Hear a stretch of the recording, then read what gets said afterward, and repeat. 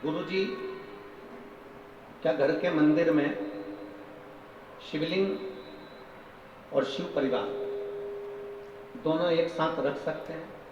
शंकर भगवान की मूर्ति नहीं, शंकर भगवान का शिवलिंग होना चाहिए। क्या होना चाहिए? शिवलिंग। और शिवलिंग है, और कई लोग कहते हैं गुरुजी अब हमारे पास में शिवलिंग है तो क्या नंदी भी रखना जरूरी है? तो शिव महापुराण की कथा कहती है घर के अंदर शिवलिंग अगर रखा हुआ है, घर के अंदर शिवलिंग अगर रखा हुआ है तो नंदी हो तो ठीक, नहीं हो तो आप और हम जब बाबा को रोज प्रणाम करते हैं तो हम भी नंदी से कम नहीं होते हैं। हम भी नंदी से, आप और हम बाबा को प्रणाम कर रहे हैं तो आप भी और हम भी शिव के उपासक हैं। अब कहा शिवलिंग रखें तो क्या साथ में पार्वती जी रखना जरूरी है, कार्तिकेय रखना जरूरी है, कि गणेश जी रखना जरूरी है? तो गणेश जी तो सबके घर में पहले से रहते हैं। बोलो सही है कि गलत है? जम के बोलो जरा। अब पार्वती जी की बात आई तो सब जितने भी बैठे हैं ना, सबके घर में कुल देवी तो होती ही है। माता जी का फोटो होगा, माता जी का चित्र होगा, कुछ ना कुछ माता का स्मरण होगा। और नहीं होगा तो जो शिवलिंग होता है, आपको पहले भी वर्णन किया, जैसे ये जलाधारी, ये शिवलिंग, ये पानी बह रहा है, यहाँ गणेश जी, कार्तिकेय, अशोक सुंदरी, पार्वती जी, शंकर जी, मतलब पूरा की पूरा परिवार देवादिदेव महादेव का शिवलिंग के रूप में विराजे।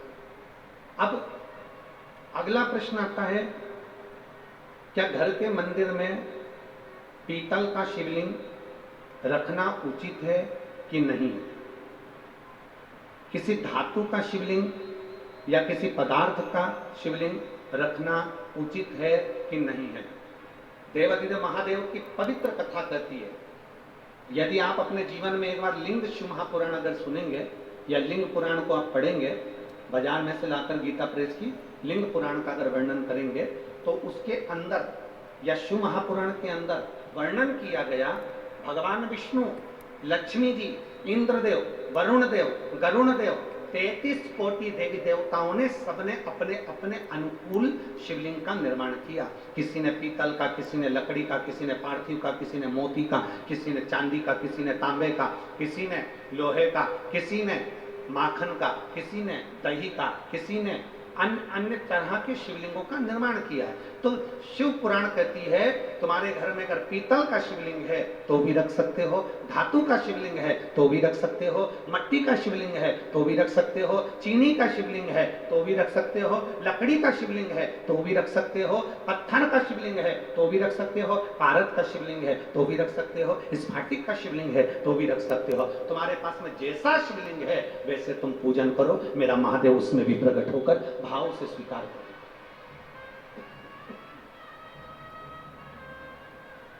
उसमें कोई भेद नहीं कि हमको ये शिवलिंग रखना है कि वो शिवलिंग रखना है, कि ये शिवलिंग स्वीकार करना है कि वो शिवलिंग स्वीकार करना, उसमें कोई भेद नहीं, वो उसमें कोई भेद नहीं। जो शिवलिंग आपके पास है आप उसका पूजन करें, जो शिवलिंग आपके करीब में आप उसकी आराधना करें, जो शिवलिंग आपके नजदीक में है आप उसकी आराधना करें, आप उसका पूजन करें।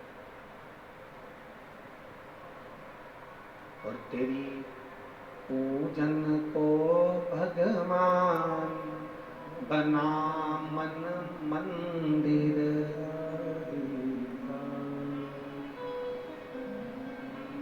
मकान बनाने के लिए प्लाट की जरूरत पड़ती है, टन नहीं आ रहा है। मकान बनाने के लिए, जम के बोलो जरा, प्लाट की जरूरत पड़ती है।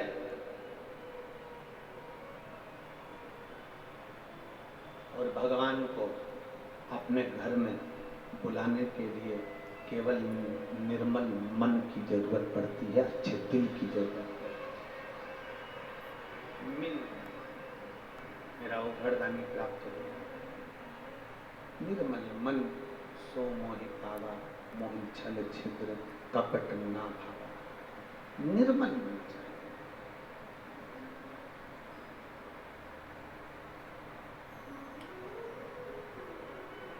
निवेदन है कि आपकी पड़ोसन को देखकर पूजन मत करो। आपकी पड़ोसन को देखकर पूजन मत करो कि उसने कंकु चढ़ाया है तो मैं भी चढ़ाऊंगी, उसने चंदन चढ़ाया है तो मैं भी चढ़ाऊंगी, उसने चावल चढ़ाया है तो मैं भी चढ़ाऊंगी, उसने कमलगट्टे चढ़ाए हैं तो मैं भी चढ़ाऊंगी। अब तुम्हारे पास में अगर वो चीज नहीं है तो तुम जाकर अपने पति से कहोगी, पति चिड़चिड़ाएगा, मैं कहां से लाके दूं बाजार में, मैं नहीं जा रहा, धूप पड़ रही है, गर्मी पड़ रही है, मेरे को नहीं जाना, और वो चिड़चिड़ करेगा। और मान लो चिड़चिड़ कर कर अगर वो कमलगट्टा ले भी आया, चिड़चिड़ करके वो काली मिर्च ले भी आया, चिड़चिड़ करके गुस्सा कर कर अगर उसने थोड़ा वो सामान तुम्हें लाकर भी दे दिया और वो सामान तुम शंकर जी को चढ़ाओगी तो भगवान शंकर स्वीकार करेंगे क्या? जम के बोलो जरा, नहीं करेंगे। प्रेम से लेकर आता ना तो भगवान स्वीकार करेंगे। स्नेह बस लाता ना तो भगवान स्वीकार कर ले, पर प्रेम से लाया ही नहीं ना,